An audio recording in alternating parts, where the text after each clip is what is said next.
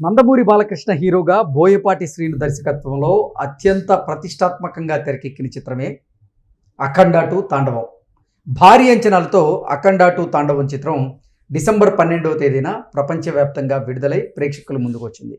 భారీగా ప్రేక్షకాదరణ కూడా పొందుతోంది. అఖండ 2 తాండవం మూవీ ఘన విజయాన్ని సాధించినటువంటి నేపథ్యంలో 4వ రోజు నుంచే ఈ సినిమా కలెక్షన్ల రూపంలో లాభాల బాట పట్టబోతుందనేటువంటి వార్తలు వస్తూ ఉన్నాయి. దీని మీద మనం పూర్తి స్థాయిలో విశ్లేషణ చేసుకుందాం. ప్రస్తుతం మనతో పాటున్నారు ప్రముఖ సినీ రాజకీయ విశ్లేషకులు, ప్రముఖ సీనియర్ జర్నలిస్ట్ దుర్గావడ్లమణి గారు. వారితో మాట్లాడదాం. మేడం నమస్తే. అఖండ 2 విడుదలైన నాటి నుంచి మంచి ప్రేక్షక ఆదరణ పొందుతూ భారీ విజయాన్ని నమోదు చేసిందని, 4వ రోజు నుంచి ఈ సినిమా కలెక్షన్ల రూపంలో లాభాల బాట పట్టేటువంటి అవకాశం ఉన్నట్లుగా కొన్ని వార్తలు వస్తూ ఉన్నాయి. దీని మీద మీ విశ్లేషణ ఏంటండి? అఖండ 2 నిన్న రిలీజ్ అయిందండి. మనం అనుకున్నట్టుగానే మనం 40 to 60 కోట్ల మధ్యలో వస్తుంది మొదటి రోజు కలెక్షన్స్ అన్నాము. అదేవిధంగా 59 పాయింట్ ఎంతో వచ్చిందిట. మీరు అన్నట్టుగా ప్రపంచవ్యాప్తంగా అఖండ 2 రిలీజ్ అయ్యి మంచి టాక్ తెచ్చుకుంది. మంచి వసూళ్లు అయితే వస్తున్నాయి. ఒక 1 వీక్ అయితే మనకి మొత్తం క్లియర్ గా పిక్చర్ వచ్చేసింది. కనీసం 4-5 డేస్ అయితే. ఇప్పుడు రేపు సండే కాబట్టి, ఇవాళ వీకెండ్ కాబట్టి సాటర్డే మరి కలెక్షన్స్ పెరిగే అవకాశం ఉంది. బుకింగ్స్ కూడా అయ్యాయని అంటున్నారు. బాగానే సినిమా కూడా చాలా నచ్చింది. ముఖ్యంగా సెకండ్ పార్ట్ అందరికి చాలా నచ్చింది అంటున్నారు. లాస్ట్ సీన్ అయితే ఆ తాండవం, శివతాండవం ఏదైతే ఉందో గూస్ బంప్స్ వస్తున్నాయి. ప్రజలు చాలా కనెక్ట్ అవుతున్నారు. అంటే మనకి శివతత్వం ఎక్కువ కాబట్టి ఆ శివుడిని అందరూ కూడా చాలా ఇష్టపడ్డారు. బోయపాటి చాలా బాగా తీశారని టాక్ అయితే వస్తుంది. సో అఖండ 2 అనేది మొత్తం మీద చూసుకుంటే ఓవరాల్ గా అందరికీ కూడా కనెక్ట్ అవుతుందని అంటున్నారు. ఇంకొకటి ఏంటంటే ఇక్కడ 2 అంశాలు ఇందులో ఉన్నాయి. ఒకటి అఖండ 2లో ఒక ఏమంటారు డైలాగ్ విషయంలో వైసీపీ వాళ్ళు బాలకృష్ణ కావాలని ఎవరు జగన్మోహన్ రెడ్డిని టార్గెట్ చేసి ఈ డైలాగ్ పెట్టించాడని అంటున్నారు. ప్రధానమంత్రితో ఒక మంత్రి చెప్తాడు అపోజిషన్ లీడర్ని ఉద్దేశించి, వాళ్ళ నాన్న ఉన్నప్పటి నుంచి ప్రధానమంత్రి కావాలనుకున్నాడు అని.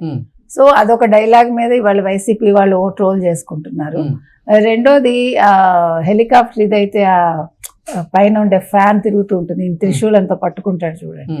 సో ఆ సీన్ కూడా అందరూ అది మా ఫ్యానే, అంటే మా గుర్తు, వైసీపీ గుర్తుని అట్లా చేశారు అని, దాన్ని కావాలని త్రిశూలాన్ని గుచ్చి దాన్ని అని. అంటే నేను అనేది ఏంటంటే ప్రతిదీ మీరు కనెక్ట్ చేసుకుంటూ వెళ్తే సినిమాలు అన్నింటిలో అందరికీ ప్రతి పార్టీకి దాన్ని ఆపాదించుకునే ఒక ఇది కనిపిస్తుంది.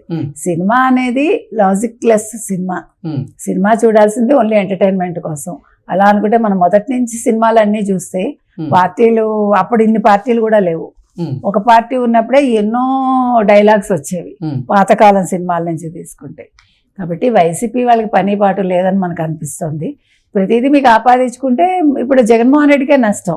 ఎప్పుడు జగన్మోహన్ రెడ్డి వాళ్ళ గురించి మా వాళ్ళు తప్పులు చేశారు, అవినీతి చేశారు, లేకపోతే మా వాళ్ళు కొట్టారు, మా వాళ్ళు వెళ్ళి దాడి చేశారని చెప్తాడు కదా.